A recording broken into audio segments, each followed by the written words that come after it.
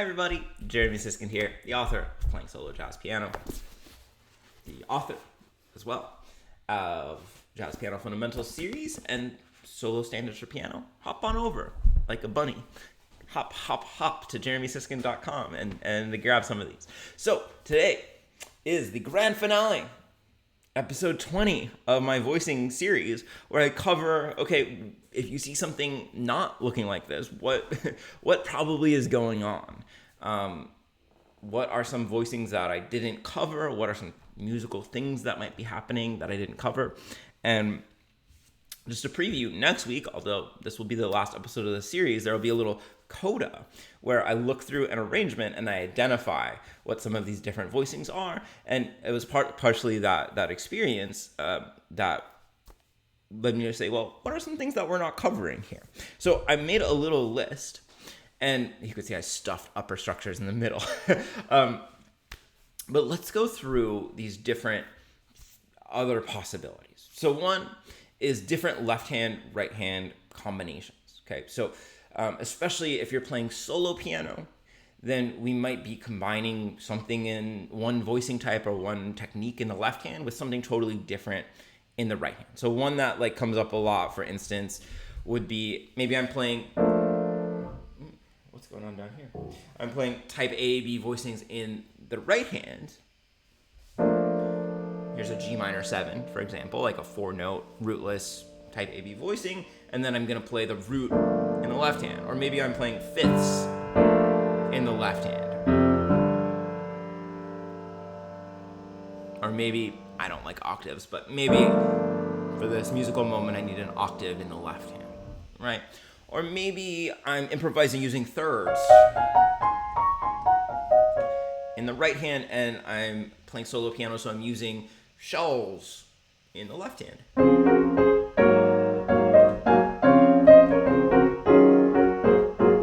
Right, that's a combination, certainly, that we didn't cover.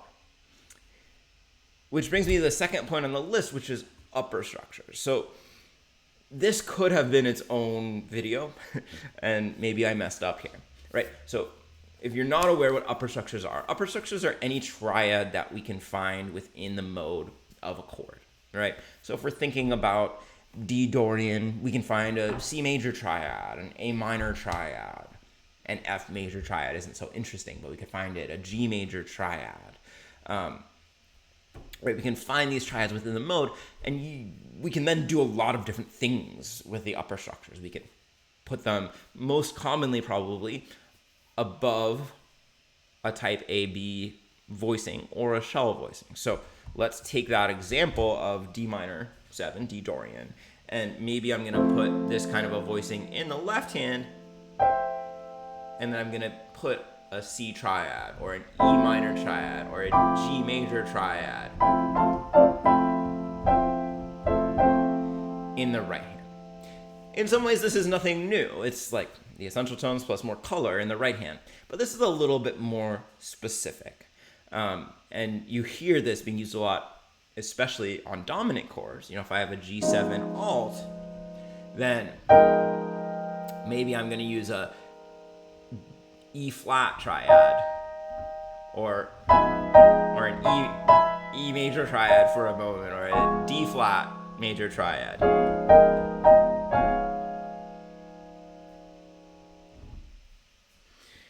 So those upper structures are important. Or maybe I'm doing a shell voicing. Let's go to D minor, and then I'm gonna add some triads or even add some seventh chords, which could be upper structures too, on top.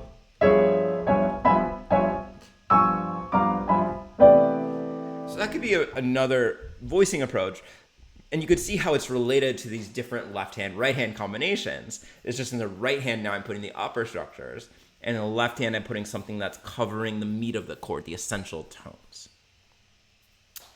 Moving on to the third one is also kind of about left hand, right hand combinations. Slash chords and polychords are two ways to combine two things that maybe don't inherently go together. Slash chords are when you put usually a triad, but maybe a seventh chord on top above a bass note that's not part of the chord. So for instance, maybe a D flat minor triad over C, right? C isn't a part of D flat. Or a D flat minor triad over E flat. Or a D flat minor triad over D. And slash chords are so interesting. So first of all, they're very specific. Once you get that, you're not going to add more color tones generally to a slash chord. Usually it's that very specific sound. And slash chords can often replace another chord. For instance, like that chord I just played for you is kind of like a D major 7 sharp 11, just without the third. Or if I do D flat minor over A, it's like an A major. It's very much like an A major. It's basically an A major. Or this one over G is like a G altered, G7 altered. So these slash chords could replace another chord with a more specific sound, or they can sometimes be their own things. They can function in their own ways. And we're going to talk about shape play, but once we have a shape of a triad, we can move it in all kinds of different ways to create kind of new things. A polychord is where we stack two different chords, usually triads, but if you want to make something really dense, it could be seventh chord. So for instance, D triad over E flat triad. Makes kind of a cool diminished D sound. Or maybe something really dissonant, D major 7 over C major 7. If I play it sensitively enough, it sounds kind of cool. If I don't play it sensitively, it sounds like garbage. Right, so we can come up with all of these kind of interesting things, maybe E flat major 7 over an E major triad. Sounds very magical. So those would be polychords. And those, again, they're usually very specific. You're not really going to add more color tones. It's already probably pretty dissonant. There's already probably quite a lot going on. Which brings us to counterpoint. So counterpoint is much more a process than a voicing type at all. Right? Counterpoint means that instead of reading music with vertical chords in mind, we're creating a sense of harmony through interlocking melodies. And it could be that, we have a completely contrapuntal arrangement, meaning that we can really track, here's one melody, here's two melodies, here's three melodies, 4 or 5, however many melodies you're capable of keeping in your head. And those will only hint at the harmony. So if I'm playing body and soul,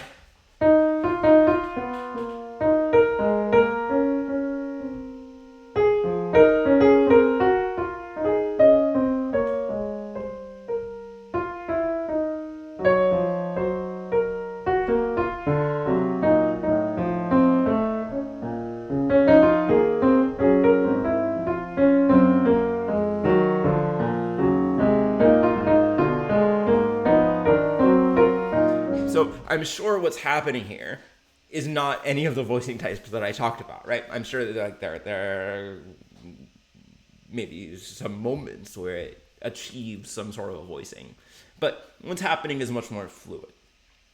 And by the way, if you're interested in learning a lot about counterpoint, I think chapter 17 in here, there's 17 or 18 is on counterpoint and how to practice it, how to learn how to do it over a standard. That's playing solo jazz piano. You could also have some contrapuntal elements that are then going to change the voicing. So we could have more traditional, let's say, shared hands voicings.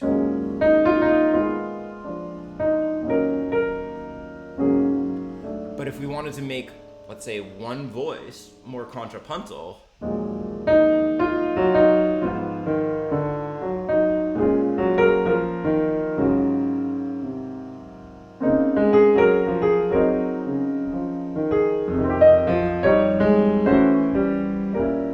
I've got a mixture of some voicing and some counterpoint, and I'm creating some things that maybe are less expected or less traditional, less rules-based, less formulaic in terms of voicing. The next item on my list is triads, right?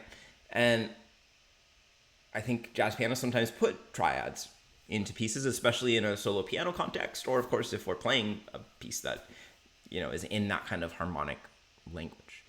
And when we have triads, the voicings do become simpler, because rather than having all of these potential color tones to add, we're not necessarily going to add many. One of my favorite examples of triads is Oscar Peterson when he plays Bye Bye Blackbird.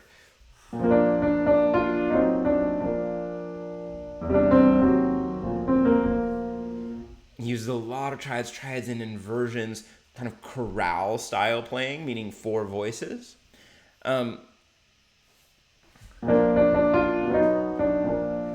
Just some not exactly that, but something like that. And so that opens up completely other voicing systems. And then triads, if we're in a more of a pop world, often have this add to kind of feature. And that add to is something that we hear in more modern musicians as well. Your Brad Meldows use a lot of, for instance, minor chords with an add to. And that changes all of our, if we're not thinking about third and seventh as essential tones, that changes all of our voicing types. So that would be another world, I think less complex in terms of voicings, but definitely something to mention. The next one is intentional doubling, okay? Jazz teachers, I think with good reason, talk about doubling as though it's like the devil. But there's plenty of space for doubling. The reason that we talk about doubling is that so many students do it without realizing it, and it harms their voicings. It's like in English class, they say, never start a sentence with because. The reason being that every second grader just writes because I was happy and says that's a complete sentence. But of course you can begin sentences with because. Same as doubling. And, for me, I'm someone who loves Debussy and Ravel, and other impressionists, they love playing these voicings that are completely doubled, right? Here's already, I have the G doubled, and then I'm just gonna play that exact same thing on top.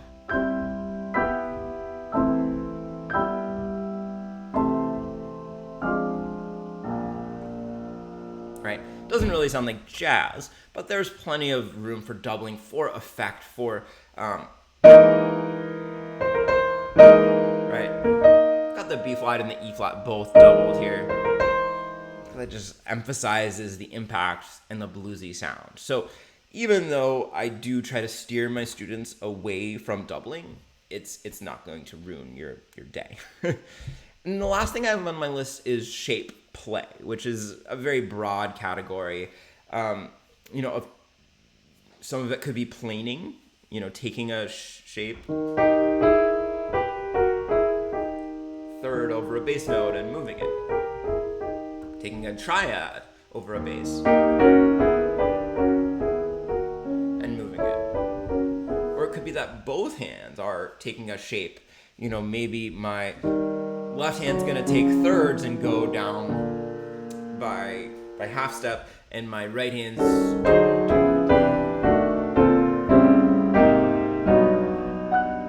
hey, that was pretty cool. I'm doing kind of alternating triads, right?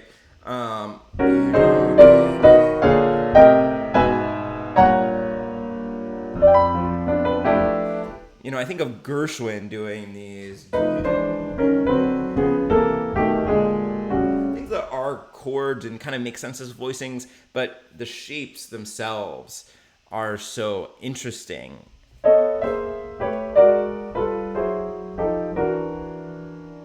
And so they may or may not really follow, any of the dictums that I've given you in this 20-part series.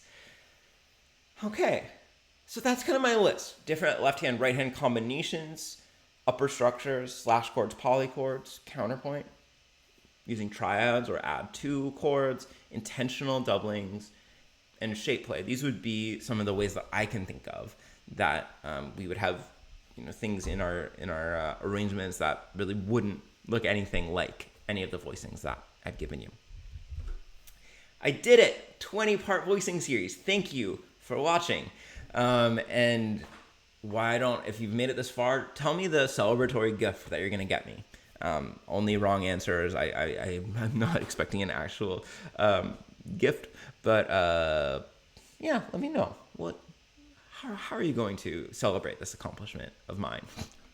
I'm being really dumb. If you like this kind of stuff, I think you'd probably really like playing solo jazz piano. A lot of what I talked about is in there. And as a coda to this series, I'm going to be looking at an arrangement from my book, Solo Standards for Piano, and telling you what kind of voicings are being used. So make sure to be here next Saturday for that. And thanks for watching, everybody.